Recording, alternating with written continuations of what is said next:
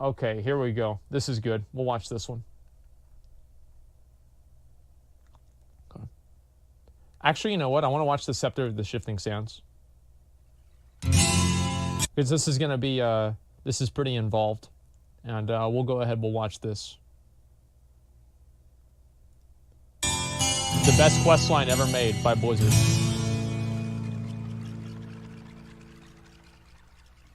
Hey guys, what's up? MadSeason here, back with another video for you. Hi. It's a new month, so I have a new video for you voted by the patrons. This time, it's a new series. Cool question. Yeah, I know I have too many already, but I like them.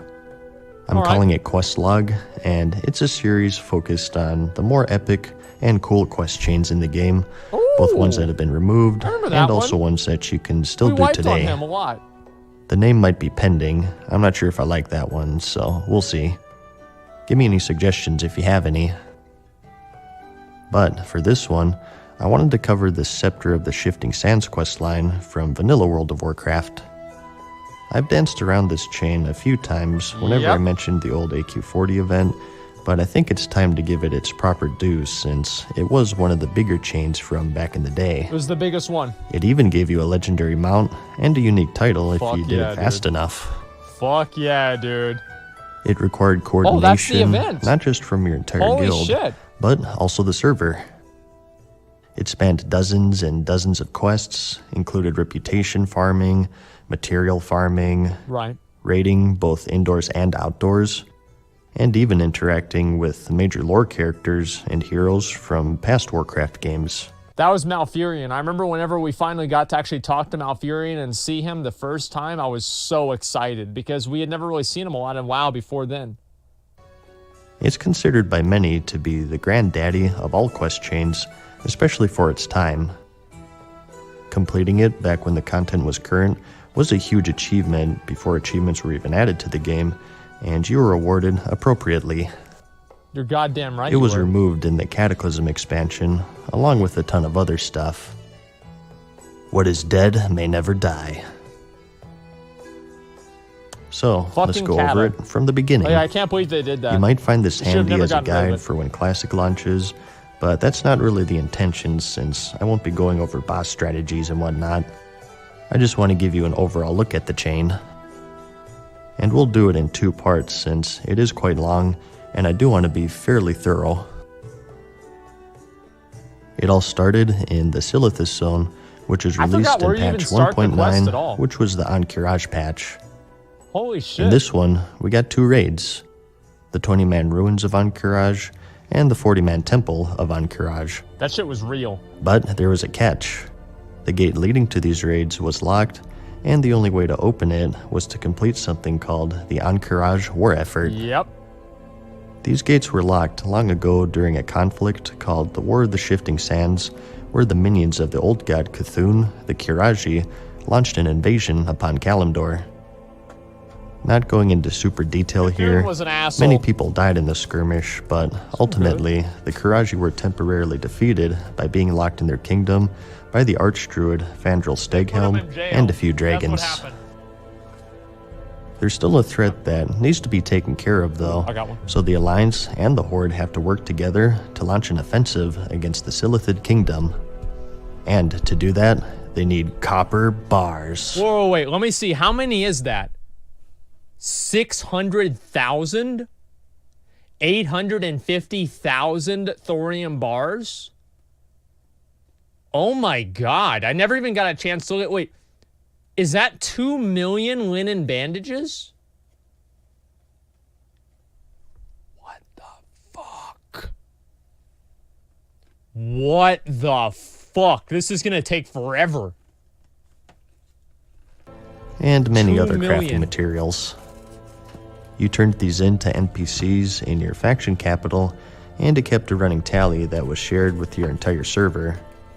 So, hundreds of thousands of crafting materials, and it was a pretty time-consuming thing. Yeah, that's insane, dude. Definitely a good time for gold makers, that's for sure. And it was also the first time that I recall that the Horde and Alliance had to actually work together in-game.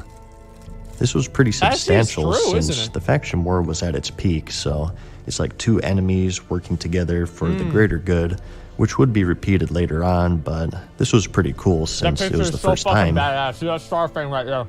While all of this was going on, though, in the Cenarian Hold Hub in Silithus, you could get a quest called What Tomorrow Brings from an NPC named Bearstalth of the Shifting Sands, a Night Elf hunter. He gives you some cryptic information and basically sends you to the Caverns of Time in the Tanner's Zone to talk to the Bronze Dragonflight, who'll sort of be your brain trust for this chain. Right.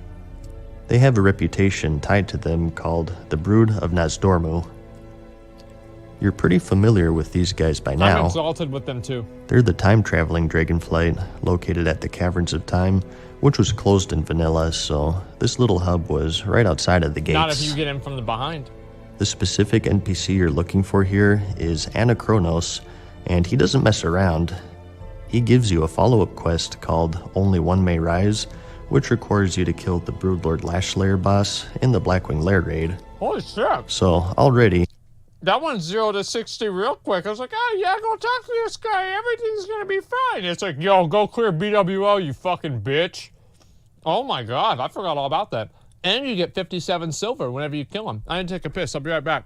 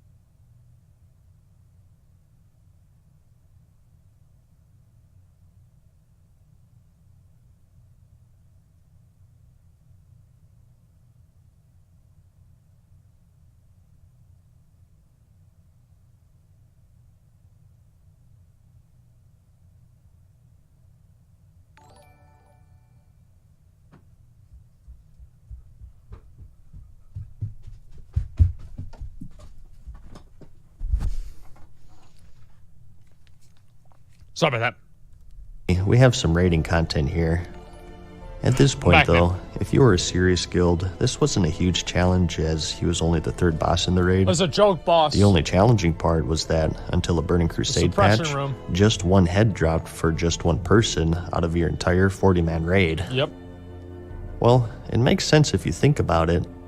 One Draconid drops one head.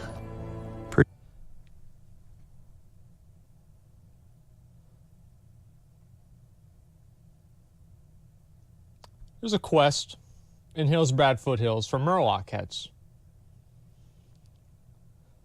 Blizzard, no, I don't want to hear any rationalization for, oh, now it makes sense. Because I used to spend an hour every time I did that quest to get 10 fucking heads. Don't give me any bullshit about continuity with heads.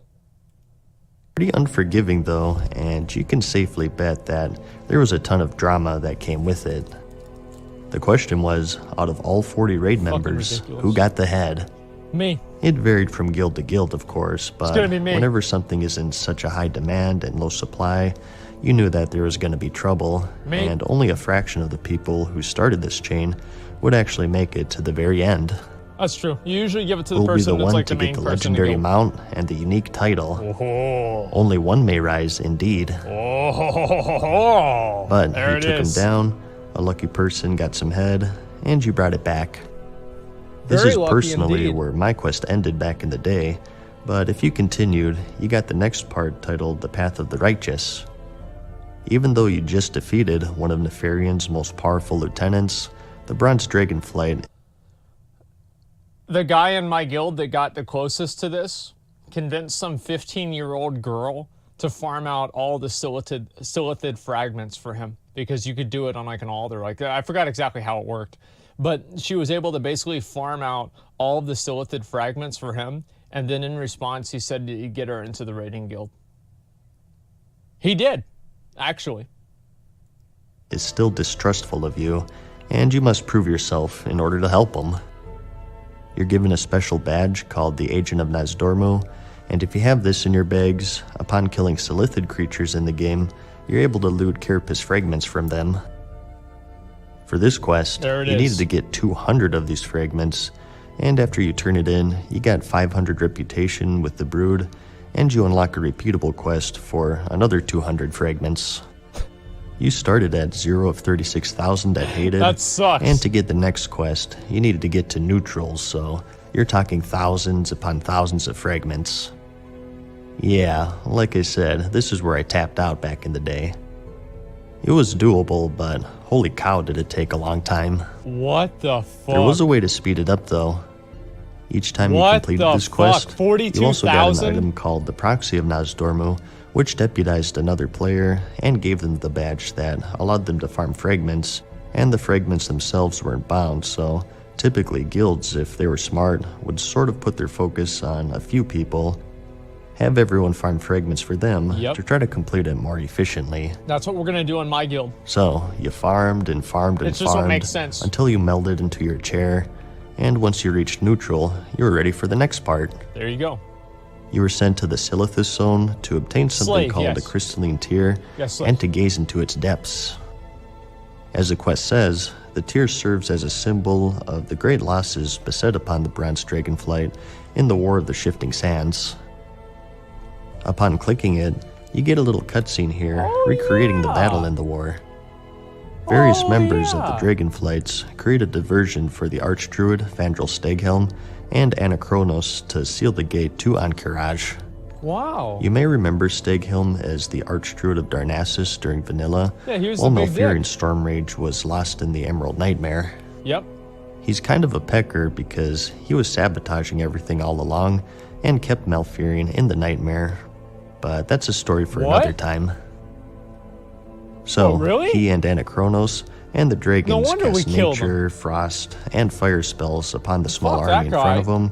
Anachronos time locks them, and they successfully seal off the gate to the kingdom. Okay. Anachronos tells Steghelm that if he should ever need to gain access, he would need the Scepter of the Shifting Sands, and that he needed to use this scepter on the gong right outside of the gate. Right. Although it would once again unleash the Qiraji upon the world. He hands him the scepter, but Steghelm is having none of it. Having recently lost his son, Valstan, he wants nothing to do with the Qiraji or the dragons for that matter, and knowing that the scepter was the only way of letting them back out, he smashed it into pieces and walked off into the sunset. See, I don't remember any of this, dude. Anachronos picked up the shattered fragments, but the scepter was no more. Oh, wow. Returning to him, he says that he entrusted the shards that were etched into the scepter to 3 guardians of each dragonflight: Irenicus of the green, Villastraz of the red, and Azurgos of the blue, and Anna himself has the bronze one. Well, apparently, he's a really bad judge of character because all 3 of those dragons are either evil or crazy. Yeah, guy's an idiot. To open the gate, we need to remake this scepter, so we need the shards. The quest seemingly ends here, but he gives you a hint and says to seek out these dragons.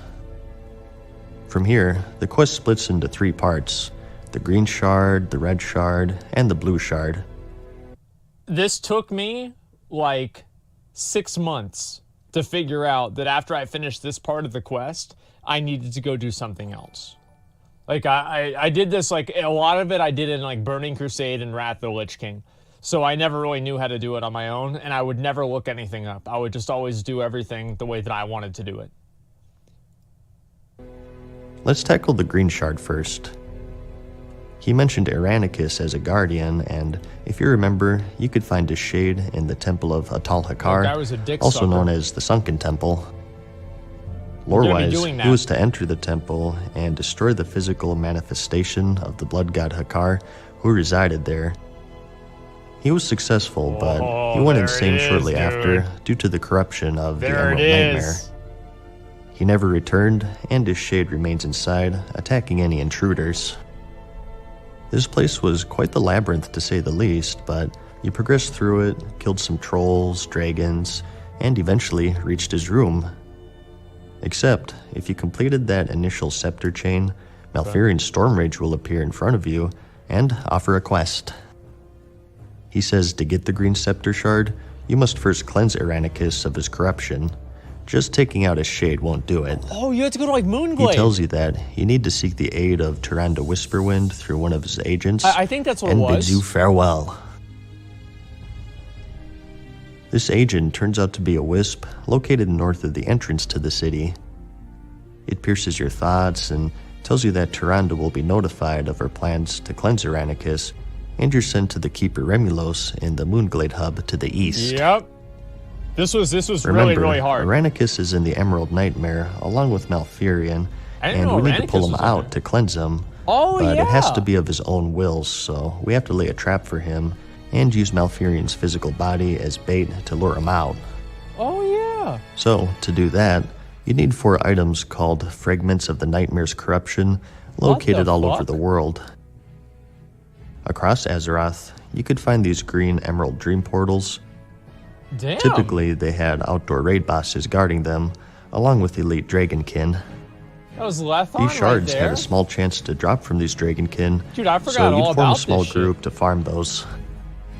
There's one located in Yeah, Ashenvale, I guess I did it the solo back Hinterlands, Fairless, and Duskwood, so lots of traveling. The one in Duskwood was a little special, and it required a full-on raid, as the mob who dropped the shard here was the Twilight Corruptor. Yep, I did This guy this on didn't my drop own. any I tried loot to aside solo from him. the shard, and he was designed for a full raid of 40 people to Yep. take him down, so again, being in a guild It's not was a that hard. necessity. It's not that hard. But once you had the shards, you're ready to summon Irenicus. Remulos walks over to the hub, Nighthaven, which is swarming with guards, preparing Yep. for the oncoming assault Yeah, of this the part Green was Dragon. really fucking good now. He begins the summoning ritual I did this with a group above of the like nearby 3 lake, people. and Irenicus arrives. The hub is swarmed with ghostly shades, and you have to defend the townsfolk until Tyrande arrives to Yep. cleanse Irenicus. Yep. Remember, we don't want to kill him, just free him of his corruption. Now, why we didn't wait until Tyrande was actually here before we summon him, I have no idea. It took her forever to get ready. But whatever. That's why. The actual failed triggers here are if Irenicus realistic. or the Keeper Remulos dies, so you must keep them alive at all times. Of course. It required at least one full raid if I remember correctly.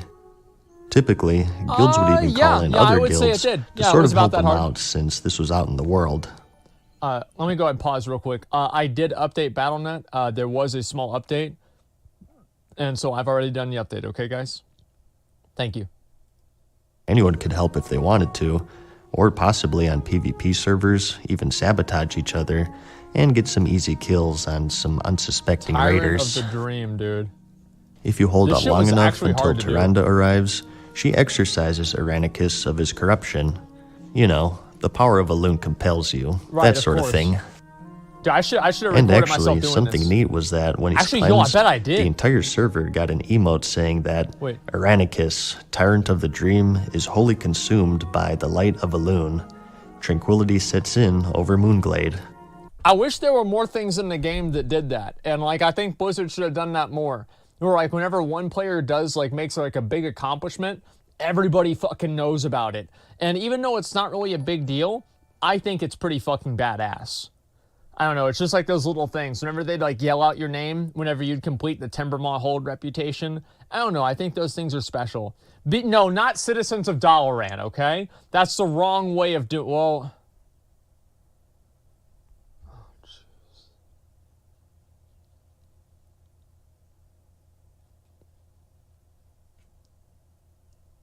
That is true. That's very true. Holy shit, I didn't even think of that. This mystified people back in the day. They'd go, who the heck is Irenicus? That's what I thought back then, not knowing the full Yep, extent that's of the about right. quest chain.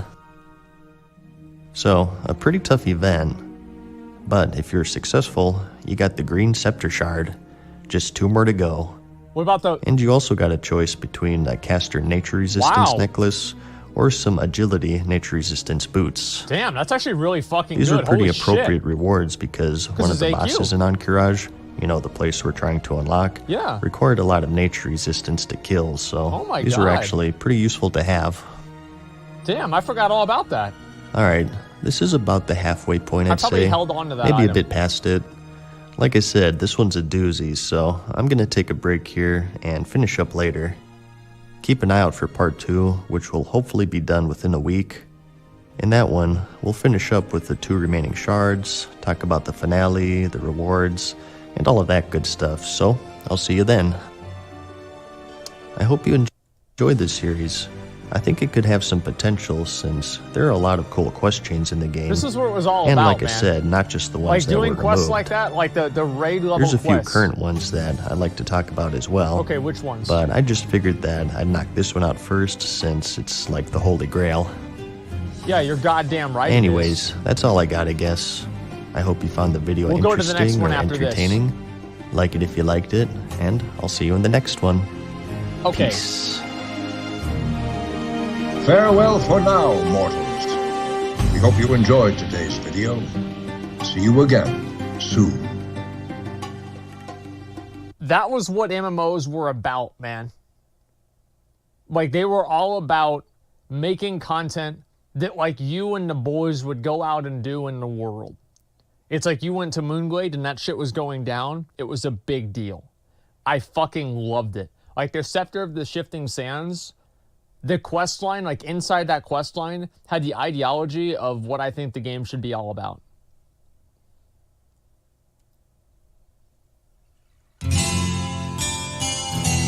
Yeah, and guys, I know obviously it's on sub mode right now. We've got a, so basically, actually, I don't even know if I can make that joke. Never mind.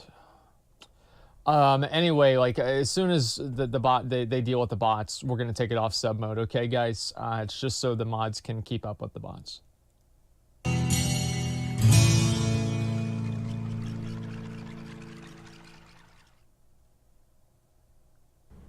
Hey guys, what's up? MadSeason here, back with another video for you in the quest log series where I go over some of the more epic or cool quest chains in World of Warcraft.